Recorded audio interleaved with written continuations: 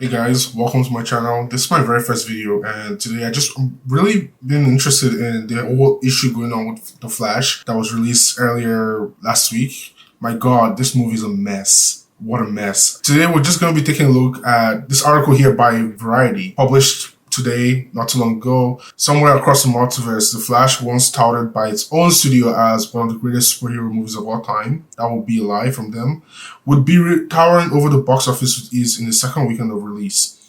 But in this universe, audiences are flat out rejecting the Warner Bros. Movie, starring Ezra Miller as the timeline-spanning speedster. Rather than taking a victory lap, the comic book adventure is catering in the third place behind Elemental, just barely landing ahead of Jennifer Lawrence's new R-rated comedy, No Hard Feelings. Okay, so over the weekend, The Flash added 15.3 million from 4,265 North American theaters, marking a brutal 73% decline. Wow.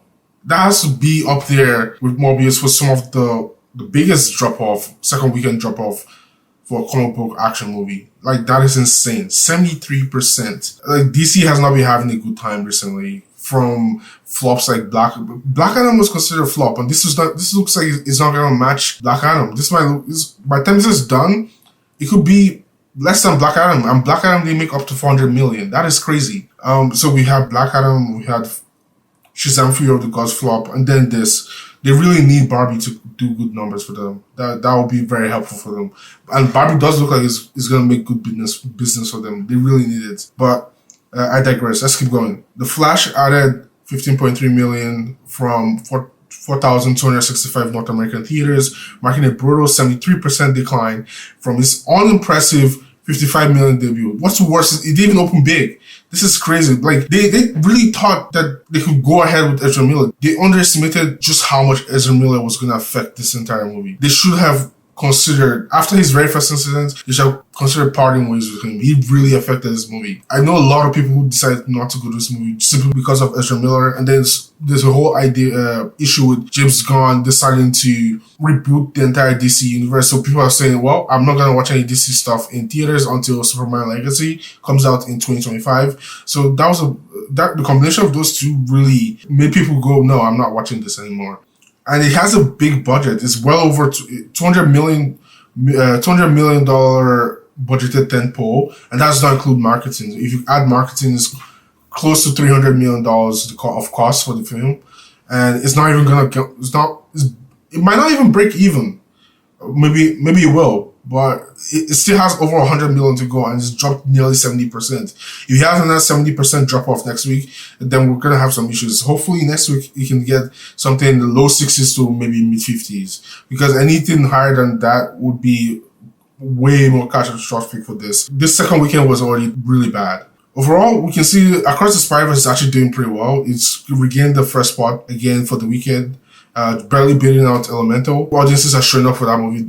I love that movie too. It's a masterpiece, and I hope it does very well. It's not doing well internationally, but overall, I like where it's at so far. Hopefully, it can get to 700, maybe 800 million, kind of like Guardians of the Galaxy 3. Do similar numbers. I think that'll be good. 800 to 850. I think that would be upside for Across the Spider-Verse. Overall, my takeaway from this is Warner Bros. Underestimated just how much people dislike Ezra Miller, and why announcing the reset of the whole entire DC universe so early was detrimental, would be detrimental to the upcoming movies. So you have Blue Beetle coming up and Aquaman 2 coming up. There are sort of in limbo. People are like, I'm not really going to see this DCU movie because, well, it's going to be restarting anyways. I'll just wait for it to come out cheaper on streaming.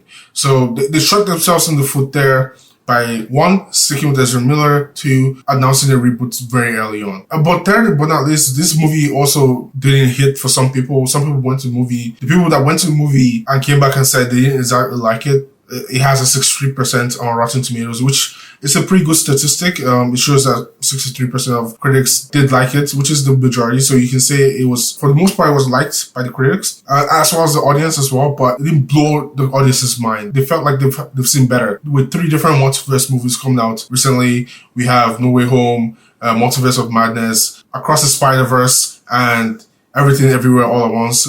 so actually 4 multiverse movies coming out. People were not as impressed with this multiverse movie. So to be fair, I have almost mentioned the CGI. The CGI in this was a major complaint. The CGI was poorly constructed, or it looked not completely done, even though it's a big tentpole movie. So although the directors come out and defended the look of the movie, saying it was an artistic choice, the audience wasn't feeling it, so they should have gone way more stylized or try to maintain realism as much as possible. So overall, all this combination of factors sort of set up The Flash to be such a huge disappointment in box office. But let me know what you guys think about this in the comments below. Comment down what you think about this huge drop-off for Warner Brothers DC. And let me know what you think this means for the future of Warner Brothers DC moving forward. Thank you guys, and I'll see you guys in my next video.